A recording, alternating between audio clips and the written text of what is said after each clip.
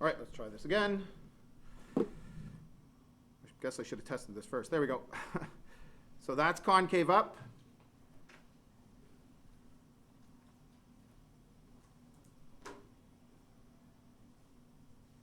And that's concave down.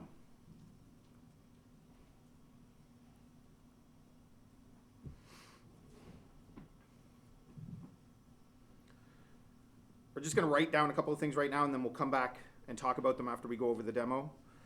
One thing that we're going to find is this is how we indicate that we've taken the second derivative. What do you think the second derivative is?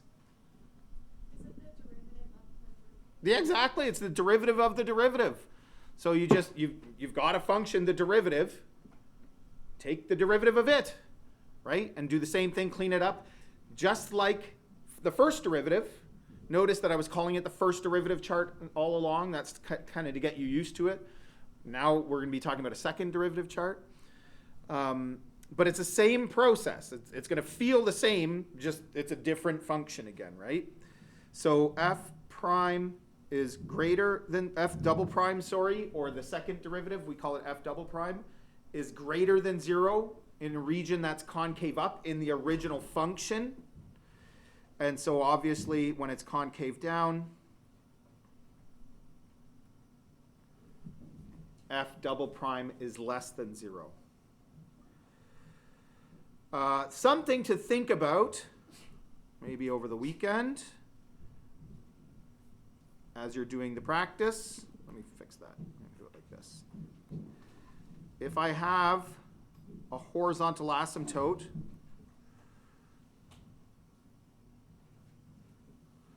what kind of concavity does that have as I approach that asymptote from above?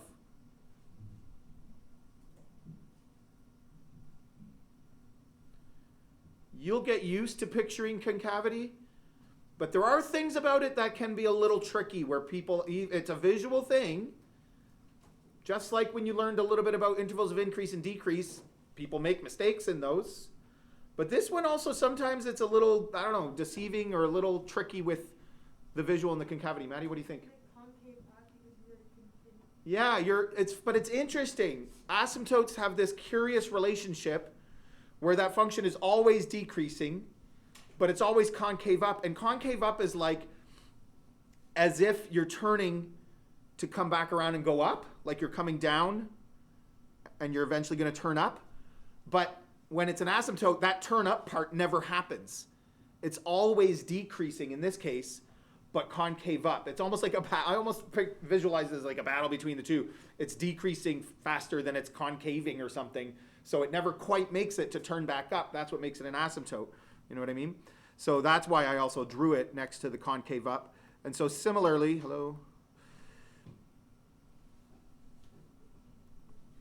if I have an asymptote that I'm approaching from below, it's always going to be concave down. That entire interval will be concave down, right?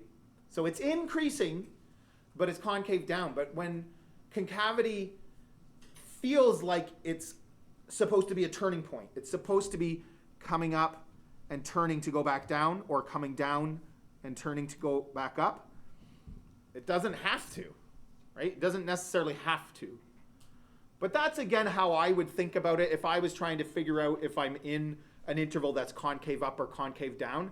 I would think to myself, well, if I followed this curve, would I eventually end up going up, or would I eventually end up going down, right? Ignore the fact that there might be an asymptote and it'll never actually go back down, but think of it that way.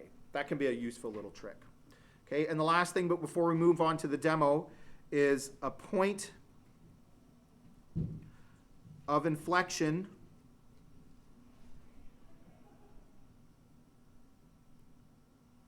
which we will call POIs, is where concavity changes.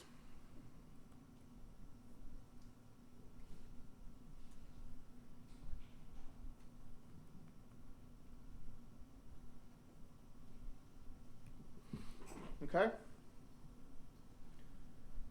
So as we were looking for critical points in the first derivative, which we will continue to do, now we're going to be looking for points of inflection in the second derivative. We'll talk more about this when we get there, but there's another interesting thing about concavity and POIs is that when you find a place where the derivative, for example, where the derivative is equal to 0, you have a critical value and a critical point. When you have a place where the first derivative is equal to 0, not necessarily, or second derivative, sorry, it might not be a point of inflection. Once in a while, there isn't one there, and you would think the concavity should be changing. But then it doesn't, and just nothing happens. It stays concave up or it stays concave down. So there's a little curious thing about this, and we're just going to use, to be safe, we're going to use the term possible POIs as opposed to POIs, and then we'll check to see if it's a POI, and if we find out that it is, and usually it will be with the functions that we look at, then we'll call it a POI. Okay, so demo time. You'll kind of recognize this. It's similar. It's not the same, but it's similar to the one that we had before. So this is just the first derivative. So here's the original function f. Right now we're looking at first derivative, and this is what we explored. Where's my point? There it is that if the first derivative is positive, then I'm increasing, so that red dot is increasing. Then I get to an x-intercept, and it changes to decreasing. Then I get to another x-intercept, and it changes back to increasing, right? So we remember that. So what happens in the second derivative? Think about this. This whole section here is all concave what? Down, right? It's concave down. So it's kind of like a parabola that's opening downwards. Like you could kind of think of it that way as well. So it's concave down. And notice that the second derivative is negative. So because we did so much thinking about this originally, I think you're going to latch onto this pretty quickly. When we have an x-intercept, it changed. Oh yeah, the colors are changing there too. I forgot that I did that. Color of the dot is changing. If I'm in a concave down region, it's going to be red. When I go to the concave up region, it changes to blue. Both points change. And now I'm in a concave up region where the second derivative is now positive. So same interval testing that we did for the first derivative. It's all familiar skills. We're just applying it. We just have to do the derivative again. So now you're going to take the derivative of every function twice and do the testing that way and just get used to that. And like I said, there's one other little trick to this that has to do with critical values. Okay, any questions so far? So there's a point of inflection somewhere in here. Point of inflections, exactly where they are, can be very difficult to point out or to like determine. You look at it and you're like, well, it's somewhere in this area. Somewhere in this area it's changing from concave down to concave up in this case, right? But it's hard to pinpoint exactly where it would be visually. Okay, next one. So this one, remember, it's the type where, yes, you have a horizontal tangent line, but it's increasing before and increasing after. And this is always positive because this is the first derivative. And it hits that, it just touches the x-axis. So let's see what happens here. But then if I go to the second derivative, it is changing concavity. It's concave down, and now it's concave up.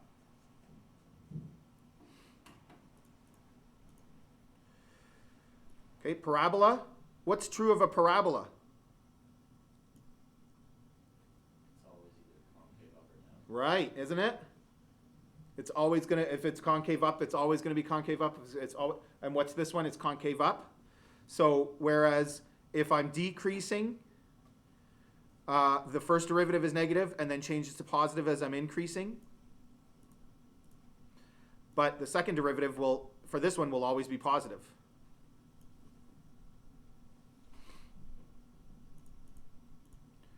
Couple more. So think about the concavity think about the decreasing,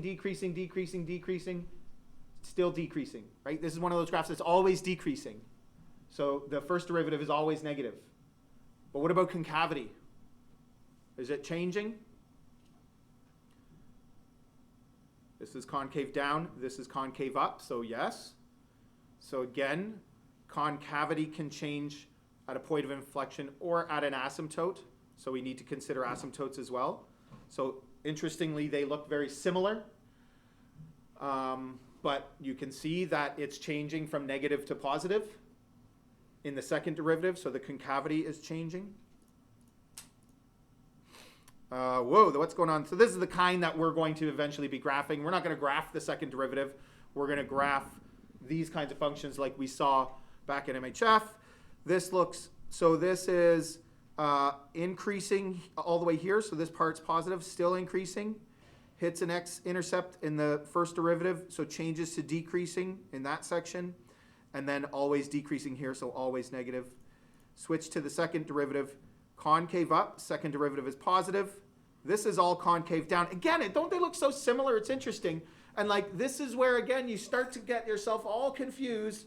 Well, this one's got x-intercepts. This one doesn't have x-intercepts. But it's not like, right? They're different things that are happening. There are no x-intercepts in this curve because it never goes positive in this section because it's always concave down. Same thing with this one, it's always concave up, so there's not going to be any x-intercepts there either, right? So let's see. Concave up, concave down, so always negative, and then concave up again, so always positive. Oh, actually, I'm wrong. See what happened here? It's really subtle, it's hard to see. There's a point of inflection there because it comes down, dips below the horizontal asymptote, and it's approaching from below. It's really hard to see. If I zoomed in, maybe you could tell, but in this section, it's actually approaching the horizontal asymptote from below. So if we drag the bar, I'm glad I went all the way. There is actually an x-intercept here where it changes to concave down. So see how subtle that is? I don't know if there's any more. There might be one more. Concave down, and I have a feeling that this switches back to concave up, right there. Not back to, but switches to concave up there, and it's approaching the asymptote from above. Now, when you draw these, you'll probably draw them a little bit more accentuated. We're going to draw one that has something like this going on, and we'll make the sort of bump bigger to really show it. But sometimes they're really hard to tell. You would never really be able to tell by looking at it what's happening.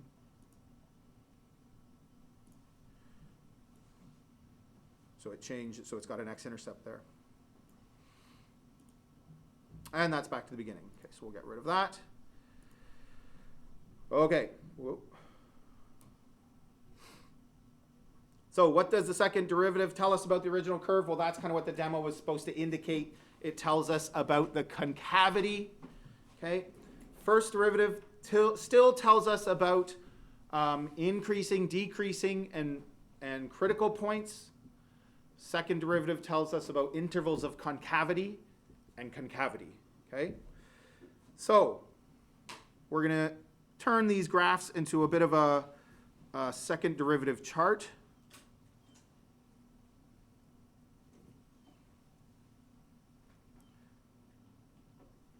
Since we already have the graphs, usually we're going to use the second derivative chart to develop a graph, but we already have the graphs. We're actually going to kind of do it backwards. What would you say point A is? Concave up or concave down? Down. So we just do CD for concave down. Therefore, the second derivative is negative. B. Anybody else want to help? Just Maman and I have a conversation here. Go for it. Concave up. Right? So you can see that it's curving the other direction here. And if I was to follow this, it would eventually curve back up and draw out like that. That's kind of the trick that I was talking about, right? So the second derivative is positive. Which means somewhere in here, there's a point, there's a POI. There's a point of inflection in there somewhere, isn't there? There has to be. C.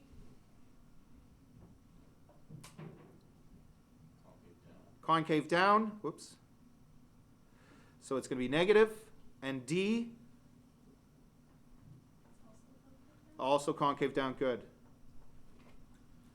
If you're having a bit of an issue picturing it, if you're just kind of being quiet, that's one thing. But if you're having a bit of an issue, like, that's normal. Okay, but you want to start to experience this and start to think about it and get used to it. You could go back and look at all of your graphs from MHF if you hung on to them, or all of your graphs that you've done so far in this course, and analyze them. Think about what sections are concave up and what sections are concave down. Okay, let's do one more.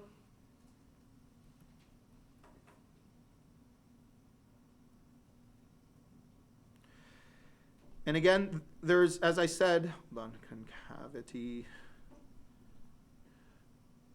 There's a relationship between increasing, decreasing, and concavity, sort of, especially around asymptotes.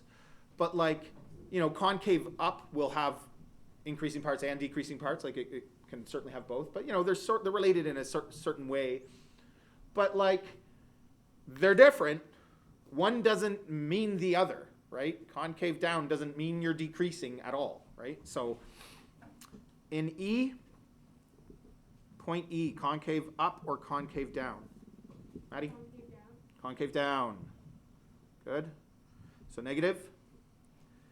F. Spencer? I don't think so, although I know why you say that. So it's concave down. I think it kind of, like, right in here somewhere it switches, or maybe right in here somewhere. And it's so close that it's hard to tell. Now, this is not an exercise that I'm ever going to have you do on a test. You don't have to be good at determining the concavity. You have to be good at drawing the sketches of these things and doing second derivative charts. But it's an interesting exercise to see how difficult it is. But Spencer, what do you think about G? Yeah, G is concave up.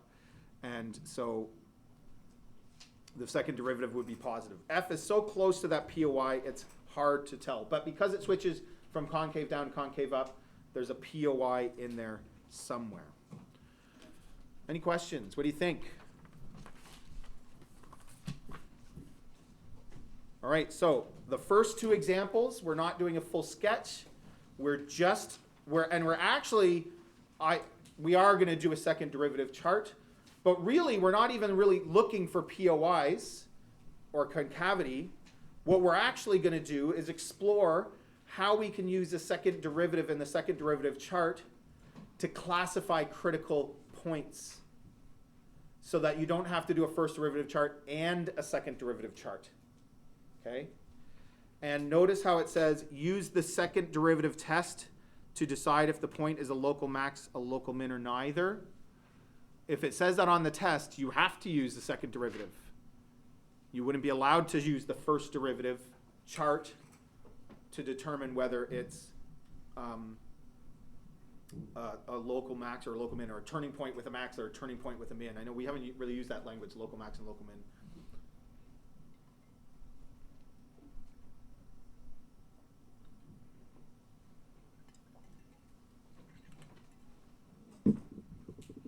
Now, if you did use the first derivative and you just didn't write it down, I wouldn't know. If you did it on scrap paper, I wouldn't know anyway. But anyway, this is something I want you to know how to do. I think it's an important thing to think about. How do I use the second derivative chart and the second derivative test to determine if I have a turning point max or a turning point min? So the first thing we have to do, what do you think? Take the derivative. What's the second thing that we're going to have to do? Take the derivative again. Take the derivative of the derivative to find the second derivative. So let's do it.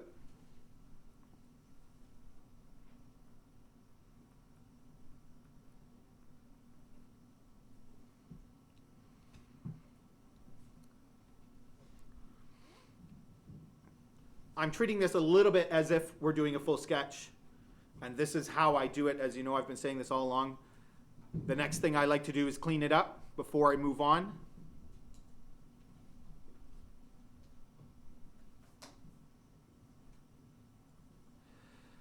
And in order to find our critical values, we still do need the first derivative all full, like fully simplified so that we can find the critical values. So we're factoring.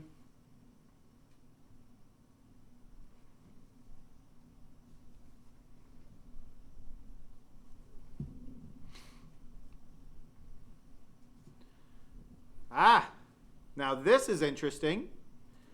Well, that's done, right? So I'm going to move on and do the second derivative. Which one do we pick to take the second derivative, to take the derivative of?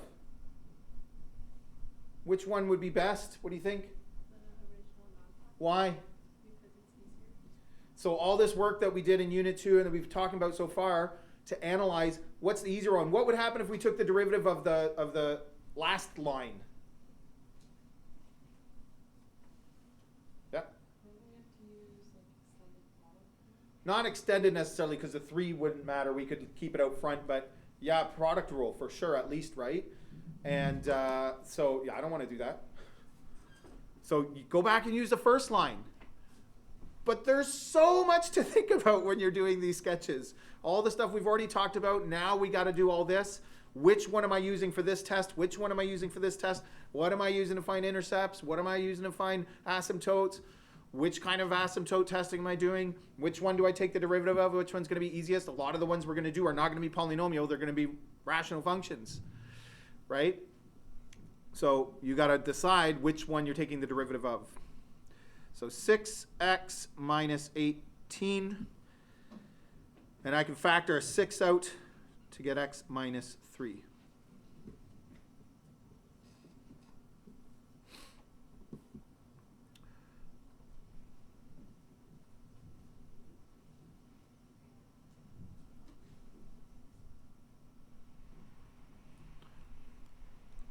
It's a polynomial. Y prime exists everywhere.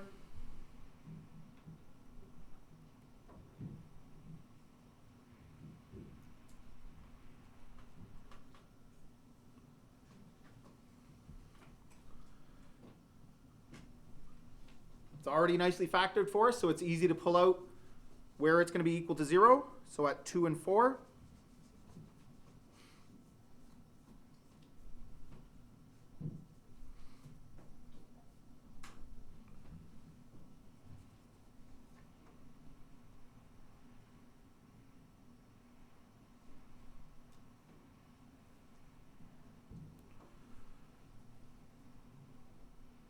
It's the exact same thing for points of inflection or possible points of inflection. That's, again, like I was saying before, PPOI, because we don't know for sure it's a point of inflection until we do the testing, which is not what we're focusing on right now, but it will be.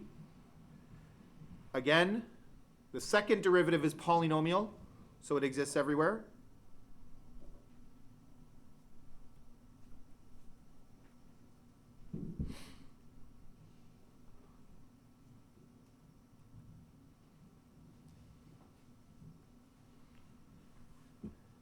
The second derivative is equal to 0 when x equals 3.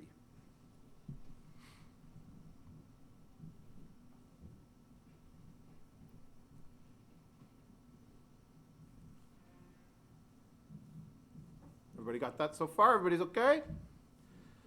So here we go.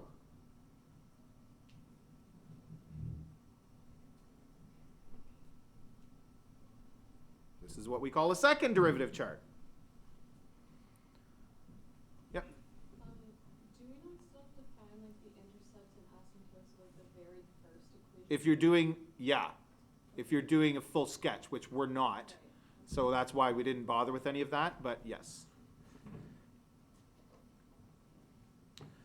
So I do not include critical values or critical points or those intervals in a second derivative chart. It's all based off the second derivative. So the second derivative only has one PPOI at 3, so x less than 3, 3x, greater than 3.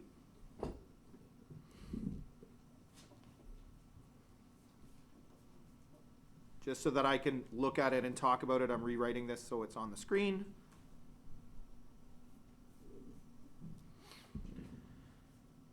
So at 3 it's 0. We cannot say yet that it's a point of inflection. Testing is the same. Pick a number in the interval of any number that is less than 3. So negative 10 is our favorite. Put it in. You get negative. So this is concave down. Put a big number in, 10. 10 minus 3 is 7, so positive. Concave up. And even though this is not part of this question, turns out it's changing from concave down to concave up. So that is a point of inflection. Remember the cubic function that we looked at in the very first one in the demo? That goes like this. And we're actually going to look at this graph, the actual graph in a second. But right, so it's concave down, concave up. It's got a point of inflection, just one in there somewhere where it changes from concave down to concave up. So that's what this cubic function is going to look like. There's all kinds of ways that we could, like, because we looked at, like I drew that based off of the fact that it's got a positive leading coefficient and it's cubic, and I already kind of know what this one's going to look like. So we know there's going to be a max and a min kind of thing, like you can see it from the graph. But you know, the graphs we're going to do aren't going to be that easy. So let's pretend we don't know. How can I use this chart to determine whether 2 and 4 are the locations of either a turning point with a max or a turning point with a min?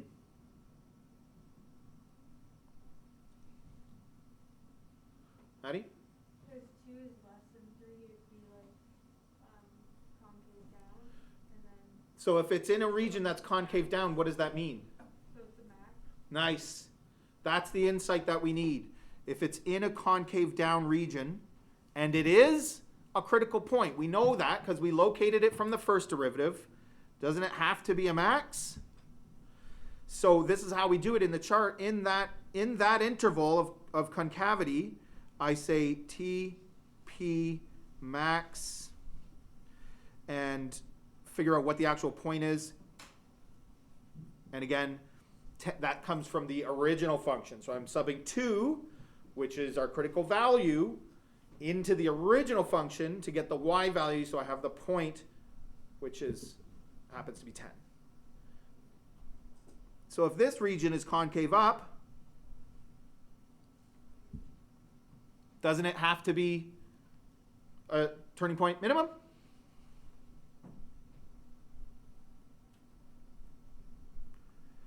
And this one works out to be 4,6.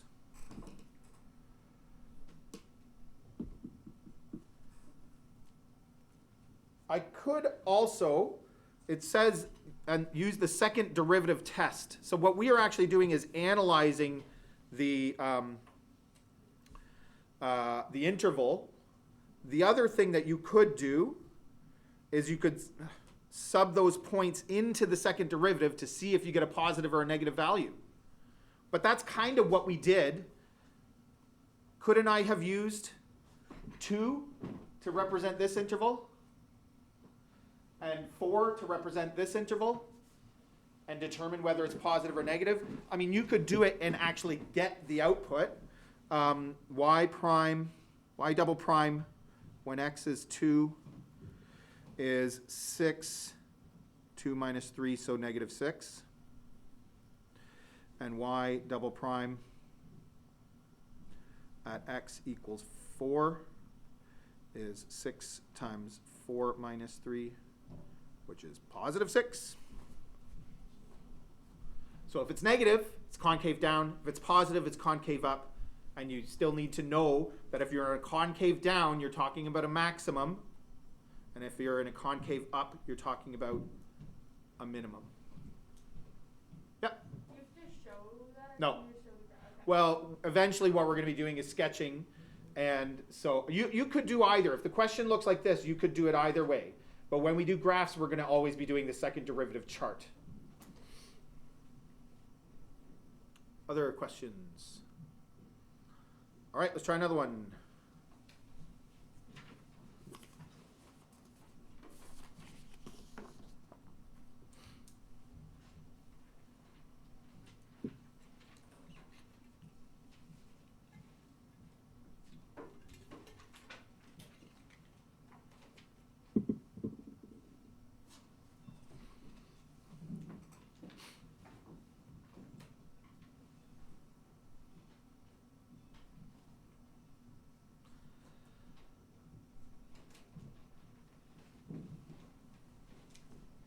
So, how are we going to take the derivative of this one?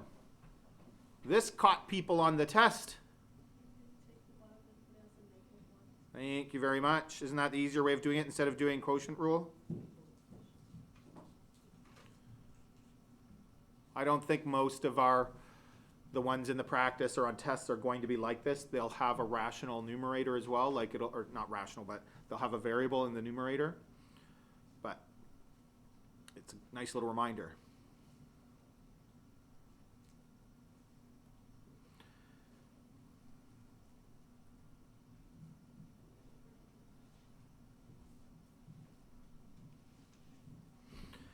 So this is obviously bringing the -1 down to make it -20. Then I did the derivative of what's inside first, and then subtracted 1 from the, everybody can follow that okay? So this is -40x over x squared plus 4 all squared.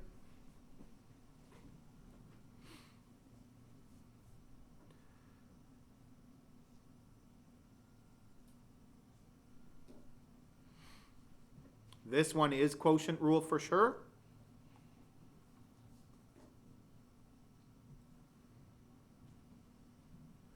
So derivative of the top times the bottom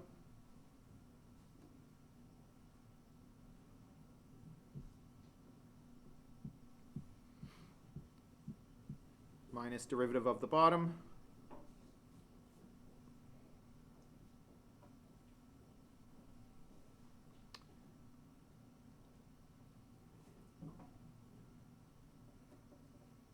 times the top. Ooh, almost running out of space here.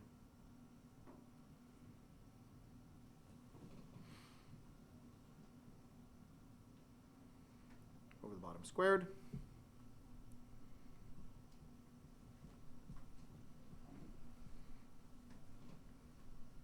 Got to clean this one up too. The first one was easy. It was already cleaned up. I just put it back into a fraction, but it's already done. But this one we're not so lucky.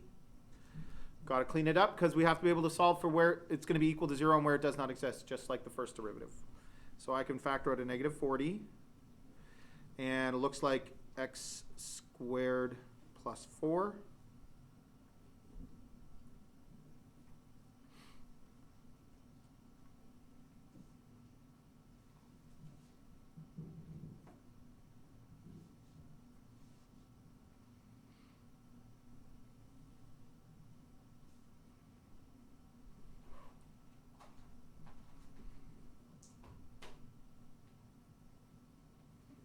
So what am I left with here? I'm left with this 2x, and an x here.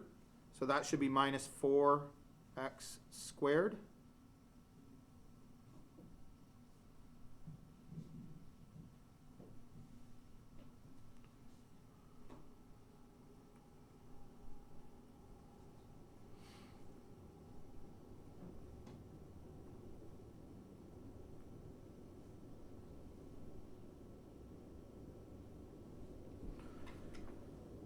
I think that's done.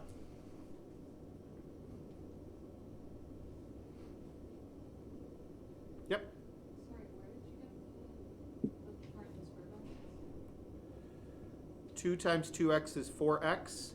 And then when I factored out the -40, this is left with an x. They all get multiplied together. It's the product of all those things. The x squared plus 4 has also been factored out, so it's gone. So -4x squared. Kind of looks like a 9 though, doesn't it? All right.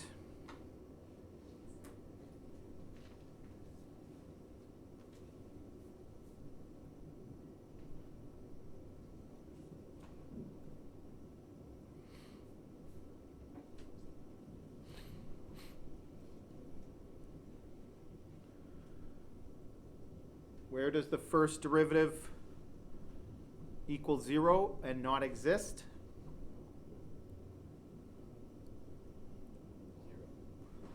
So f prime at x equals 0 at x equals 0.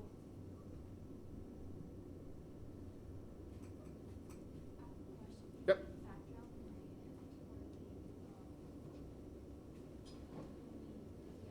Yeah, factor out the negative and simplify it with the other one. Sure. Good idea.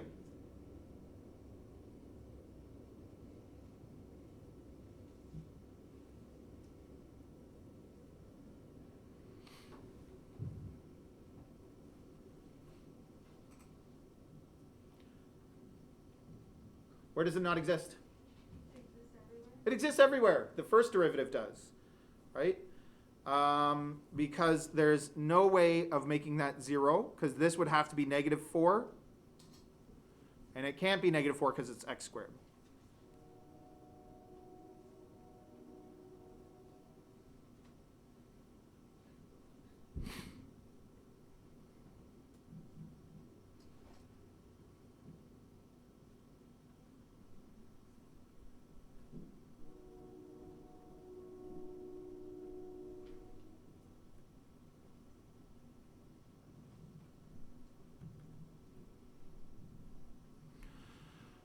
This is a little bit tricky. Where does this one equal 0?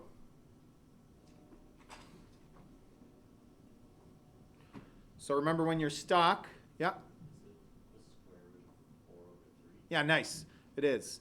So when you're stuck, you can take that, take your numerator, all the different factors in it.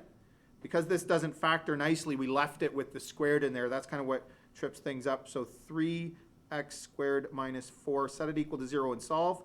3x squared equals positive 4. X squared, equals 4 over 3.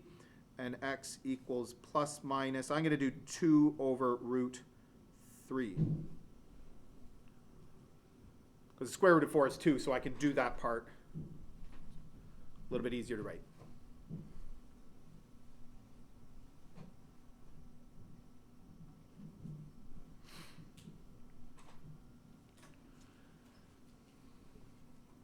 Okay, second derivative chart.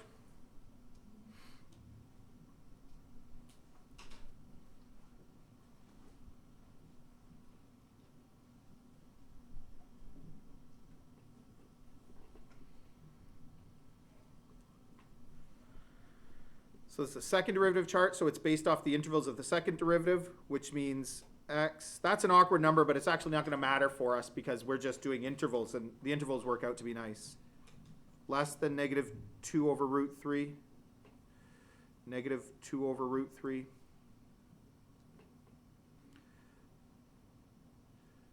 Negative 2 over root 3 less than x, less than 2 over root 3. 2 over root 3. X greater than 2 over root 3.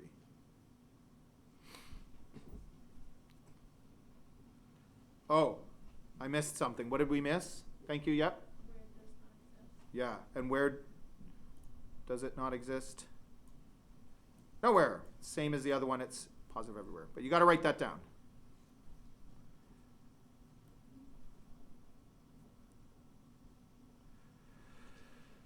That won't usually happen, but usually what's going to happen is where it does not exist as previously is going to be an asymptote.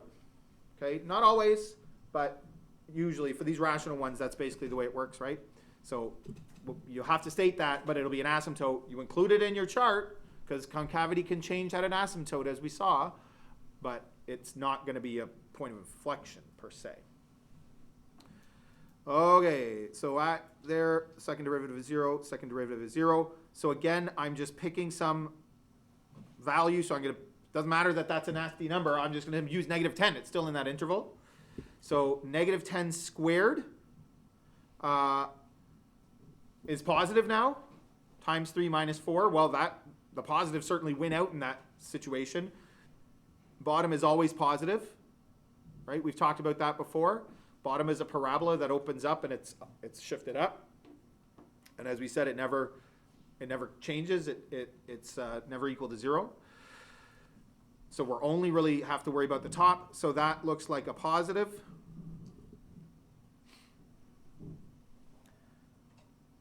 And very nicely, 0 is in this interval. So we'll use 0. And that makes this a negative. And if I pick 10 again, I get 300 minus 4, so that's positive again, so positive. So this is concave up, concave down, concave up. Oh, we forgot to look at the graph of the last one after all that. So this is indeed a point of inflection, and so is this.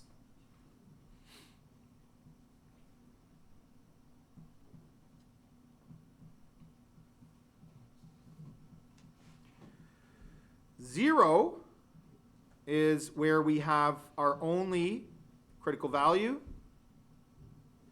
So that's in this interval,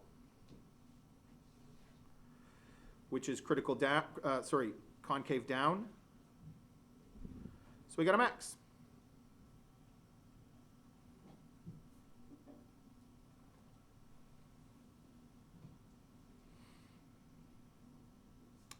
And turns out it's 5. 20 over 4 is 5. Right? Plugging that into the original function. 0 squared is 0 plus 4. 20 divided by 4 is 5.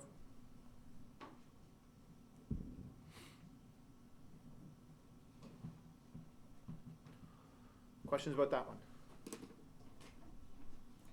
We're gonna take a look at both of these graphs. There's the first one, as we said, concave down. Here, I'll scroll up and find it.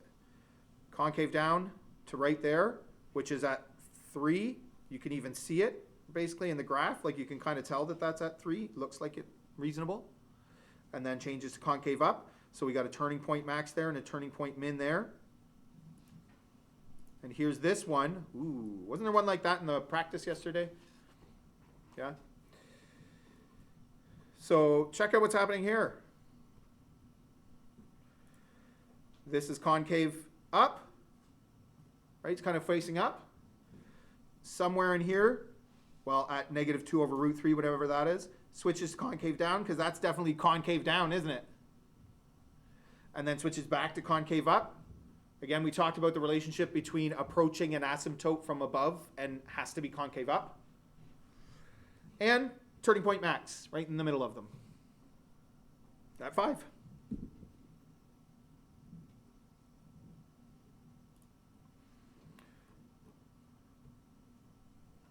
Any questions? Ready for a sketch?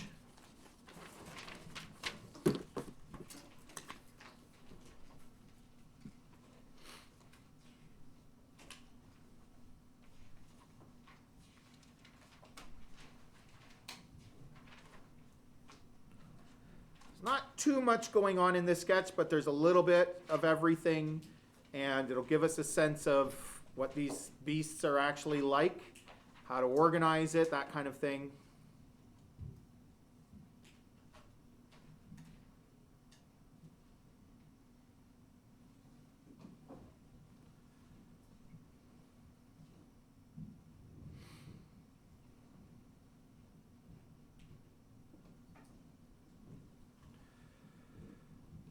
So these instructions are slightly different because it says complete a fully labeled sketch of the function below showing all intercepts, asymptotes, and behavior classified critical points. Done. That's the part that we are used to. But instead of intervals of increase and decrease, it says points of inflection in intervals of a concavity. That means you're doing a second derivative chart. On the test, there might be one question that's first derivative, one question that's second derivative, right? Like we might split them up, so you have to kind of know how to do that. Or what we often do is one of them's a sketch and the other one's not a full sketch, but it just says determine the intervals of increase and classify the critical points of the following function. And everybody goes, I don't know what this question is asking me to do. It's just do a first derivative chart. But we don't word it that way. We don't say do a first derivative chart. We say find and classify the critical points and of the following curve and determine the intervals of increase and decrease, or whatever, however it is we word it, right? But it means do a first derivative chart. Don't do asymptotes, don't do intercepts, don't do all that other stuff. Just do the first derivative chart, okay? But sometimes you have to sketch or whatnot. So first thing I'm going to do is I'm going to factor a negative out of the top of this.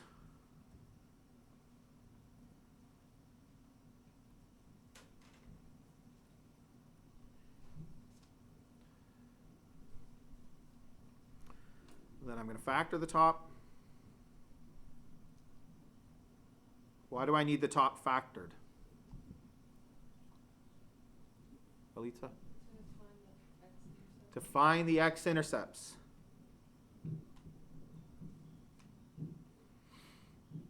Now I'm going to re-expand.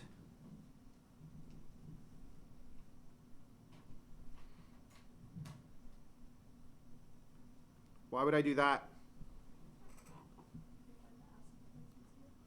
Like, you know which one it is, if it's an oblique one or if it's a horizontal one. Yes, that's not what I was thinking, but yeah. So for the asymptotes in terms of the horizontal asymptote, yep. You don't see y-intercept. Also gives you the y-intercept. You can just sub 0 in for x to get the y-intercept. You don't necessarily have to expand it, but it might make it a little bit easier to get the horizontal asymptote. We've talked about this. If it's oblique, then you're expanding it to do the division kind of thing. So, you know, it's not a bad habit. This one's not oblique, it's horizontal. Okay, now we go first derivative. And we have, I suppose, 4 versions of this. Which one do we want to use to find the derivative? And it's generally speaking going to be the fully factored one.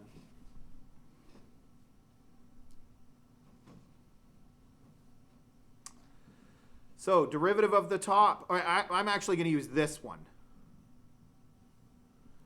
because that's a little bit easier to wrap my head around for the derivative. I don't want to, that with the brackets is a little funkier. So the derivative of the top is just negative 2x, right? Times the bottom. Minus derivative of the bottom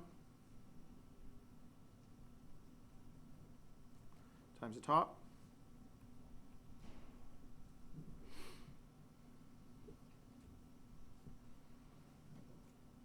If you're confident that you can do it on your own, go for it. It's tricky if you make one little mistake throughout and then the second derivative is going to be wrong and like, oh boy, there's a lot that can happen in these, right?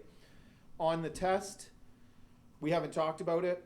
Often we'll give you for a full sketch, we'll actually give you the derivatives. Because if you take the derivative wrong, everything that you do from there is going to be wrong and things won't match and you won't be able to draw it. And you're going to lose 20 marks because you dropped the negative taking the first derivative. So we often give them to you, but we don't give you them in every form. So you have to know how to factor them and clean them up and do all that stuff. And we might do a full sketch at some point. Maybe it'll be on the quiz, so you'll have more time, where you have to take the derivatives. I mean, that's something we want to see as well. We do want to see that you're capable of doing it. So there's a pretty good chance that at some point, whether it's the quiz or the test, you'll be taking the derivative and having to clean it all up yourself. Or maybe we'll just have you do it, and then you'll sketch something different, and we'll give you the ones for the sketch to make sure that you can do the sketch. Who knows? Anyway, lots of the things we can do, but... Okay, so what am I doing here? That's not right. So now I'm factoring the top.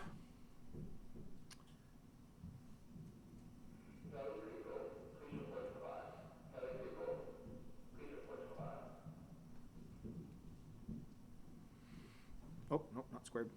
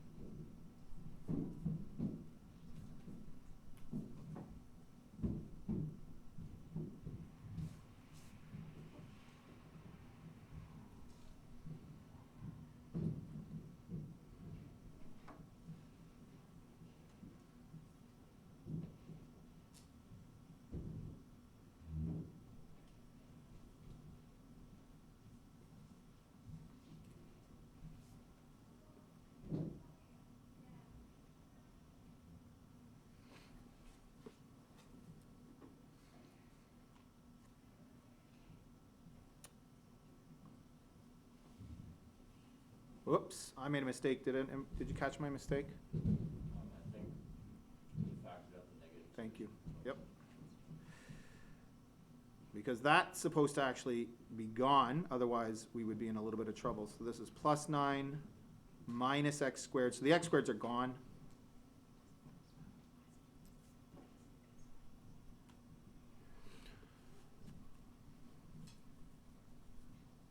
factoring out that negative.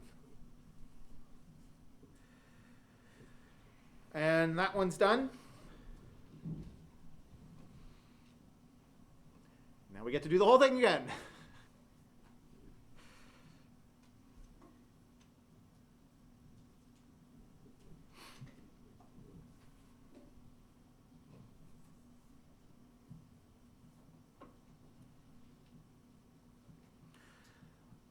Let's do it this way just to see what it's like.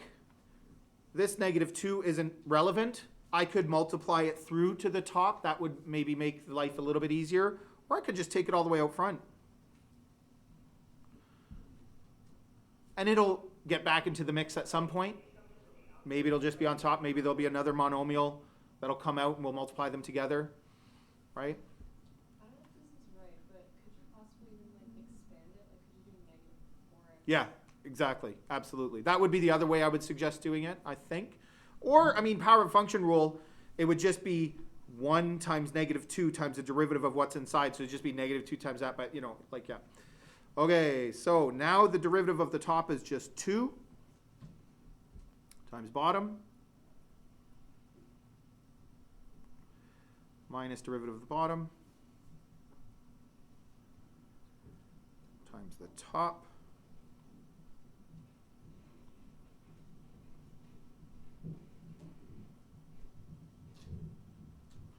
With bottom squared.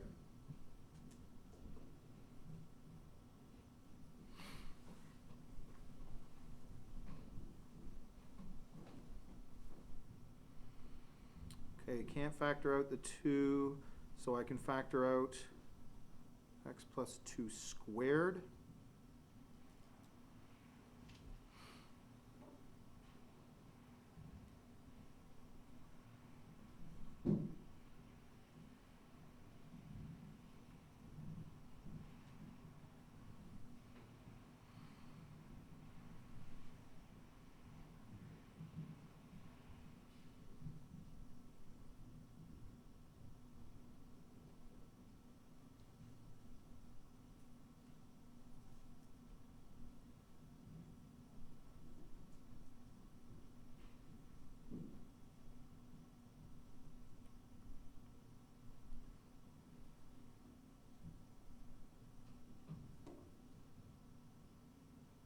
Oh, that shouldn't be there. My mistake.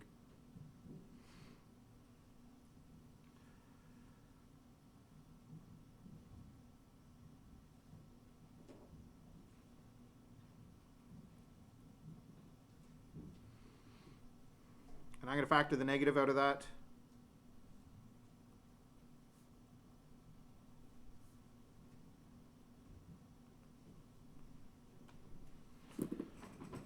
Who would have thought I would have simplified down so nicely?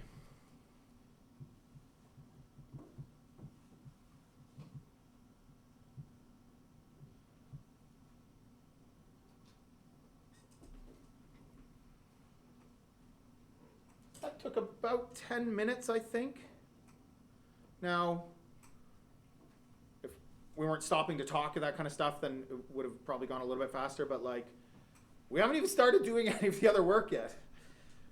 We haven't even, like, now we have to do all the intercepts and asymptotes, and if you were to oblique, then you'd be doing that whole business, and then we got to do critical values, points of inflection, and then we have to actually draw it. So we better get started. Whoops, I want to move back over here. I got to zoom out a little bit to see where I am on this page. Okay.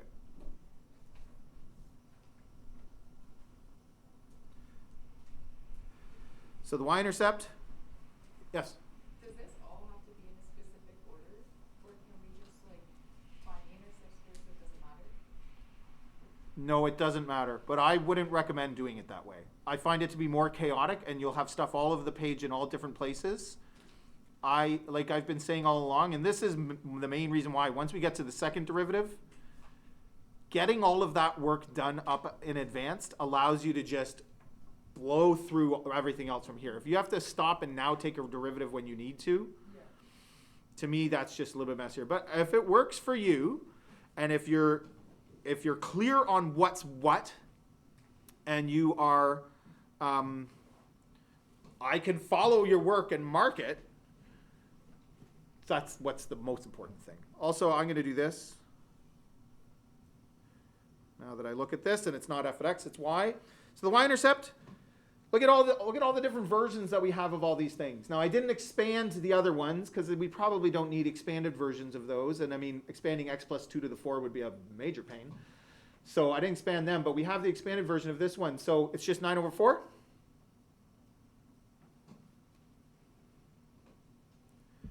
X-intercepts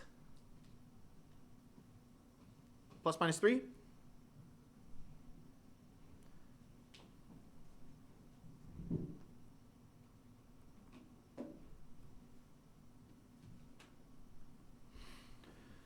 Vertical asymptote,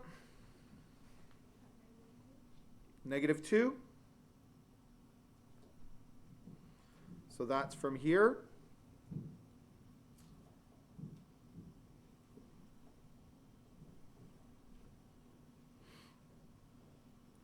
Limit as x approaches -2 from the left, and the limit as x approaches -2 from the right. So -2.01. This is always positive.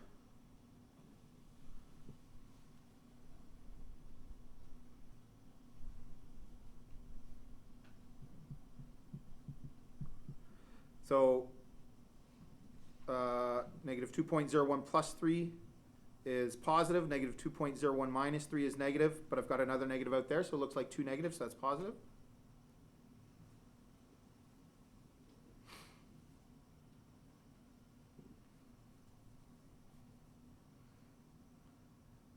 And -1.99 is actually the same. So positive infinity again.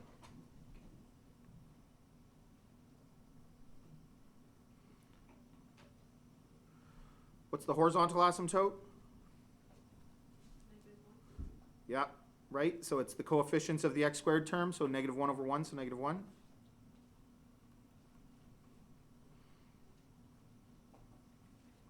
To speed things up, I'll do this part for us.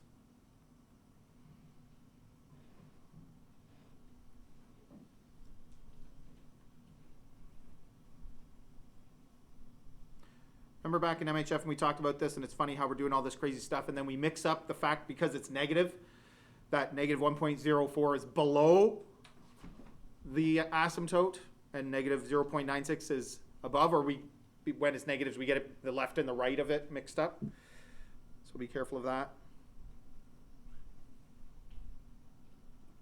Like I said, when we go to draw this thing, all the pieces will fit. So we would catch that mistake. If you got those reversed, there would be things, I think, that would tell us that's wrong. At least in one case, something would tell us it's wrong. Okay, that's all done. We only have one of each asymptote. So critical values.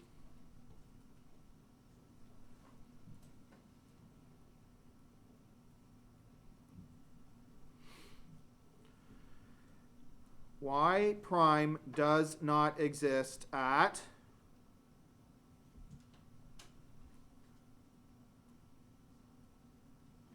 Spencer? -2, but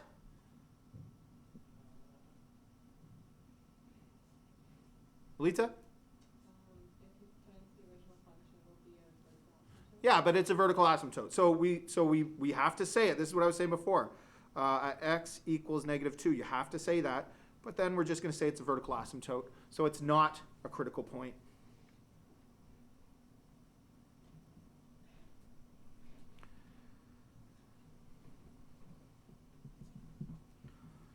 That looks like -9 over 2, -4.5 to me.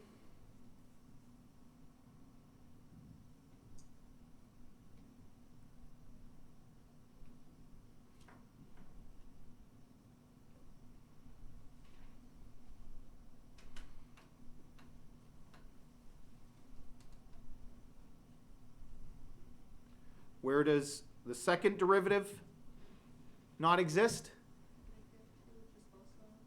Negative 2. And so that you'll see this happen, like this, you can see that this is going to happen every single time. Where you have an asymptote, the derivative will not exist, and the second derivative will not exist. So this is going to happen every single time, but we got to say it every single time.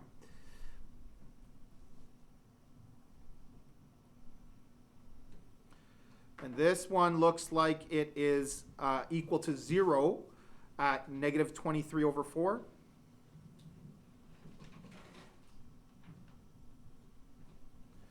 Which is negative 5.75. And like I said, this is negative 4.5. It is good to have the decimal values for determining what interval they're in and where they are relative to asymptotes, and when you go to do the sketch to make sure everything is reasonably placed relative to anything else. And nothing's on the wrong side of something.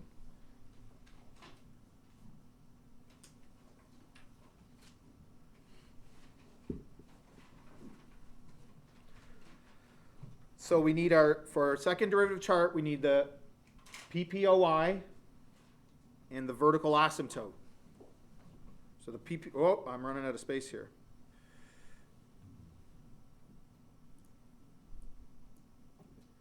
I got space to the side, not really. Just have to make it smaller.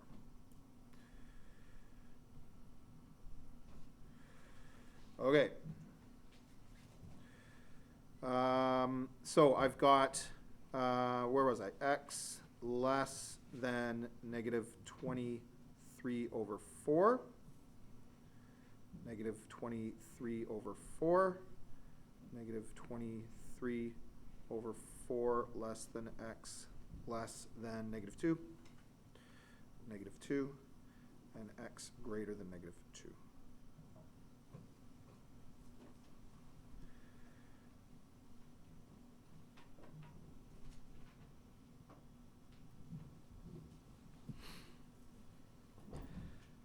So negative 5.75 means negative 10 will work for that interval.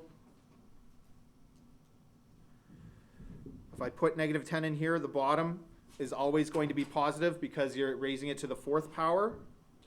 So when I put negative 10 in on top, I get negative 40 plus 23. Well, that's negative. So that's concave down region.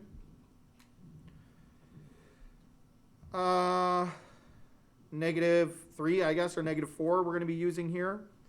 And if I put negative 3 in, I get negative 16, but plus 23, that's positive. So this is positive. So concave up. And if I put 10 in, it's still positive, so concave up there as well. So concavity changes, so this is indeed a POI.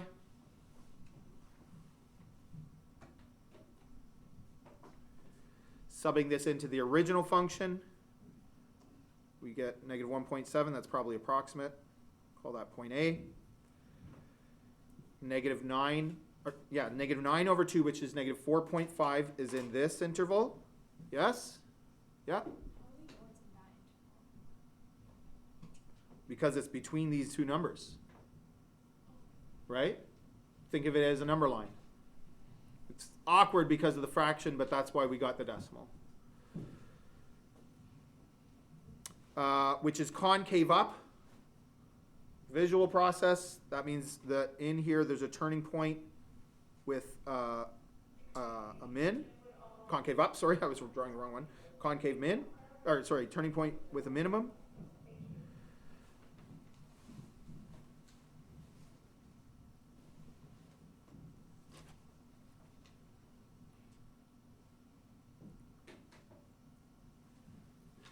Okay, I better draw this quickly. You might want to just watch instead of trying to keep up. I'll put on the bells and whistles, the details later. Don't pack up though, you're going to distract me. Just wait. Okay. Negative 2 and negative 1.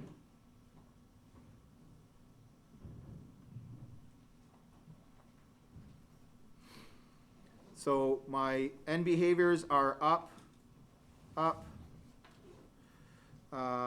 approaching from below, approaching from above, and I've got an x-intercept to the left of this. This is x equals -2, so I've got an x-intercept at -3, and I've got a turning point at -4.5, and I've got an x-intercept at 3, so this one's going like this.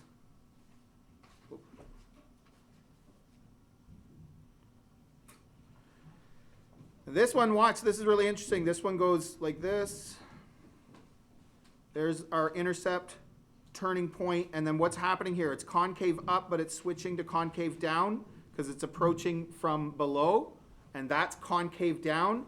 And indeed, there's a POI there. That's our A point, and there's a turning point here. That's our B point.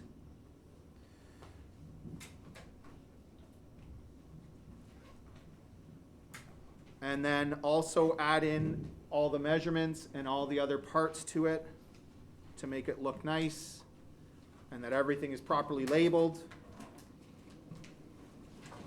But you see what I mean? How if it's approaching from below, I have to have a POI and I have to have a turning point, like all those pieces of it. I had to have this intercept. This is obviously crossing here, so I have to have this intercept and obviously the y-intercept, right? Like all the pieces fit. So it's perfect.